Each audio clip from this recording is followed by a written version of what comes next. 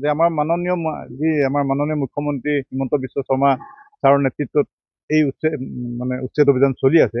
অসমত কিন্তু কোনো এজন মুখ্যমন্ত্ৰী নোলাল যি এনেকুৱা সাহস এটা দেখুৱাব পাৰিলে যে বল্ড ষ্টেপ ল'ম, যিমান বিৰোধিতাই নকৰক কিয় সেই উচ্ছেদ কাৰ্য চলাই আছে। এইটো যদি 20-25 বছৰ আগতে কৰিলেহেঁতেন কোনোবা মুখ্যমন্ত্ৰীয়ে, আজি জোৰ পুৰি হাত নাপায়গৈ। আজি কোনো নিস্তাৰ নোহোৱা হৈছে। গাঁও কি গাঁও, চুকে কোণে, ক'ৰবাত জোৱাই গাঁও, ক'ৰবাত নিজে আহিছে, ক'ৰবাত কাম কৰা হৈ পেলাই আহি পেলাই দখল কৰিছে মাটি।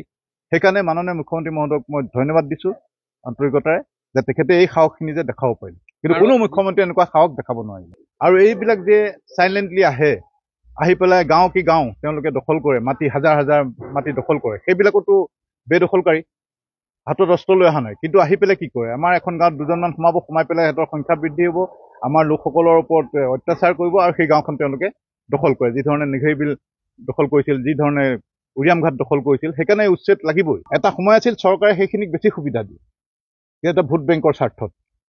আৰু তাৰপাছত সেইবিলাক কলনীবিলাক কি হৈছে, এই ড্ৰাগছৰ ঘাটি হৈছে, বন্দুক বাৰুদৰ ঘাটি হৈছে, এটা ক্ৰিমিনেলৰ ঘাটি হৈছে। সেইকাৰণে এইখিনি ফুল ফৰ্মত আৰু ইয়াতকৈ জোৰদাৰকৈ উচ্ছেদ চলাব লাগে। সকলো মই অসমৰ দল বল জাতি ধৰ্ম নিৰ্বিশেষে সকলোকে আহ্বান জনাওঁ যে তেখেতে আমাৰ মুখ্যমন্ত্ৰী মহোদয়ৰ নেতৃত্বত যি উচ্ছেদ কাৰ্য চলি আছে তাত যাতে সকলোৱে আহি পেলাই সকলোৱে মুখ্যমন্ত্ৰীগৰাকীক যাতে সাহস দিয়ে। তেওঁলোকৰ কিমান সাহস হ'ল মই কৈছোঁ ন, এইখন দ্বিতীয়খন কাৰ্গিল যুদ্ধ। আজি কেইজনমান সন্ত্ৰাসবাদী হওঁতে এখন দেশে যুদ্ধ ঘোষণা কৰিছিল। তো ইমান লাখ লাখ মানুহ বেলেগৰ পৰা আহি পেলাই ইয়াত সোমাই আছে, সেইটো যুদ্ধ সদৃশ এটা পৰিৱেশ। সেইটো বহুতে কৈ গৈছিল যে অসমখন বাংলাদেশত পৰিণত হ'ব। ময়ো এখন কিতাপ লিখিছিলোঁ আছাম টুৱাৰ্ডছ ইছলামাইজেশ্যন, সেইটোৱে হ'বলৈ গৈ আছিল যদি এই মাননীয় মুখ্যমন্ত্ৰী মহোদয়ে এই ষ্টেপটো হাতত নল'লে। সেইখিনি থুপ খাই থাকোঁগৈ বৰ্তমান ধিং মৈৰাবাৰী এইবিলাকত য'ত তেওঁলোকৰ সংখ্যা বেছি তাতে থাকোঁগৈ।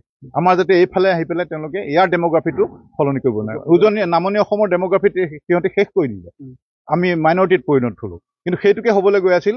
আজি যদি এই উচ্ছেদ কাৰ্য নচলালেহেঁতেন 10 বছৰৰ পাছত আমি ইয়াত সংখ্যালঘুলৈ পৰিণত হ'ব। আচলতে সেই প্ৰশাসনৰ মানুহবিলাকো বিচাৰি আনিব লাগে, কোন প্ৰশাসনৰ দিনত কেতিয়া এইবিলাক হৈছিলে সেইবিলাকো খুচৰিব লাগে। আজি সেইটোৱে হৈ আছে, আগ্ৰাসন হৈ আছিল। আজি কিন্তু আমাৰ এই উচ্ছেদ কাৰ্যৰ কাৰণে আমাৰ এটা নিৰাপত্তা আমি অনুভৱ কৰিছোঁ যে আমাৰ মাননীয় মুখ্যমন্ত্ৰী হিমন্ত বিশ্ব শৰ্মা ছাৰৰ নেতৃত্বত এই উচ্ছেদ অভিযান চলি আছে।